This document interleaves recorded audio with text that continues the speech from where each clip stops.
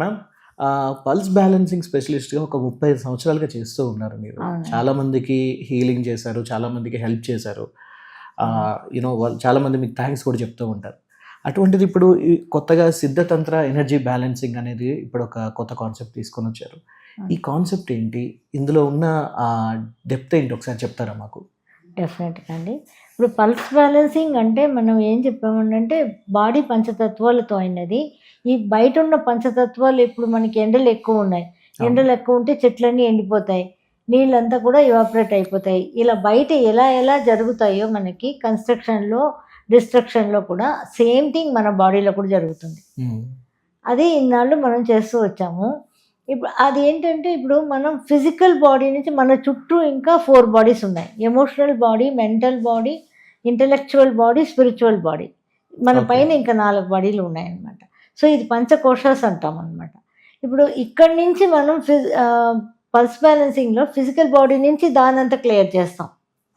Okay, ఆ energy bodies అన్ని clear చేస్తాం అనమాట. ఎనర్జీ బాడీస్ని, చక్రాస్ని, ఆరాని, ఇంకా 9 ప్లానెట్స్ ఒక ఎనర్జీస్ని అన్నీ కూడా అక్కడి నుంచి క్లియర్ చేస్తాం.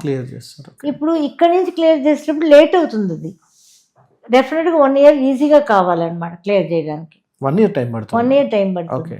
మంత్లీ వన్స్ 1 ఇయర్ చేయాలి. అలా చేసినప్పుడు క్లియర్ అవుతాయి. సో అందువల్ల అది అలా చేస్తూ చేస్తూ చేస్తూ ఉన్న సమయంలో నాకు బాగా హెల్త్ అఫెక్ట్ అయింది. ఎందుకంటే అందరికీ నాడి చూడడం వల్ల నా హెల్త్ బాగా, వాళ్ళు ఒక నెగిటివ్ ఎనర్జీస్ తీసుకోవడం వల్ల హెల్త్ బాగా అఫెక్ట్ అవ్వడం మొదలుపెట్టింది. అంటే ఇది ట్రాన్స్ఫర్ అవుతుందండి? ట్రాన్స్ఫర్ అవుతుందండి, డెఫినెట్గా ట్రాన్స్ఫర్ అవుతుంది. అంటే మనం క్లియర్ చేసుకోవచ్చు. అది ఒక్కొక్కసారి మర్చిపోతాం కదా, ఎప్పుడు గుర్తుపెట్టుకుని అలా చేస్తూ ఉండలేం కదా. ఒక్కొక్కసారి మర్చిపోయినప్పుడు అది ట్రావెల్ అయిపోయి బాగా హెల్త్ అఫెక్ట్ అయింది. అప్పుడు నాకు సిద్ధ గురువులు ఉన్నారు. ఇది గురువుల ద్వారా వచ్చిన విద్య అనమాట. ఆ గురువులు చెప్పారు, ఇది ఇంకా పల్స్ బ్యాలెన్సింగ్ చాలు, నువ్వు సిద్ధతంత్ర ఎనర్జీ బ్యాలెన్సింగ్ అని చెయ్యి. ఎనర్జీ బ్యాలెన్సింగ్ చేసేటప్పుడు ఫిజికల్ బాడీకి చాలా తొందరగా క్యూర్ వస్తుంది అని నేర్పించారు అనమాట. ఓకే, అంటే ఇది ఎప్పటి నుంచి ఉందండి ఈ సిద్ధతంత్ర అనేది? సిద్ధతంత్ర అనేది ఓల్డెన్ డేస్ అండి, వెరీ ఓల్డెన్ డేస్.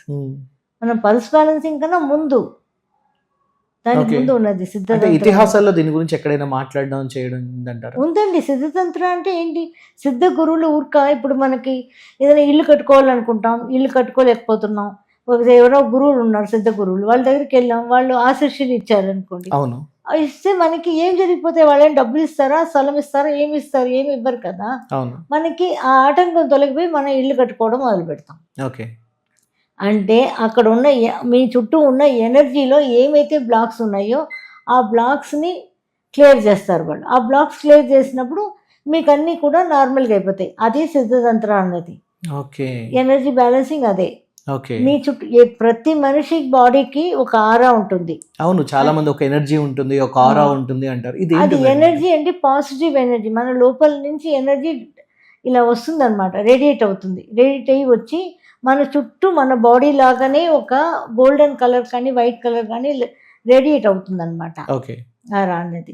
అది ఎంత పెద్దది అంటే జనరల్గా ఏంటంటే చాలా పెద్దది ఉండాలి ఆరా అంటారు, కానీ చాలా పెద్దది ఉండాలి అన్నది రైట్ కాదు నాకు నేర్పించిన ప్రకారం అయితే. ఎందుకంటే మనం ఎంత పెద్దది ఆరా ఉందనుకోండి, ఎవరైనా వచ్చారనుకోండి, వాళ్ళు ఈ ఆరాని తీసుకెళ్ళిపోతారు. వాళ్ళు వచ్చేస్తారు ఈ ఆరాలో, వాళ్ళకి మంచి జరుగుతాయి, వాళ్ళ నెగిటివ్ ఎనర్జీ మనకు వచ్చేస్తాయి ఆరాలో. అందువల్ల ఆరా షుడ్ బి వెరీ టైట్ అనమాట. చాలా కరెక్ట్గానే మనకు తగినట్టే మన బాడీ లోపల ఇంకొకరు రాకుండానే ఉండాలి, అలా కనెక్ట్ అవ్వకుండా ఉండాలి. అది ఆరా అనేది. కానీ చాలామంది ఏంటంటే ఆరా పెద్దది, ఎంత పెద్దది ఉంటుంది, ఎంత విస్తరించి ఉంటుంది అని అంటారు అనమాట. అలా ఉండని అవసరం లేదు అనేది మా గురువులు నాకు నేర్పించిన విద్య.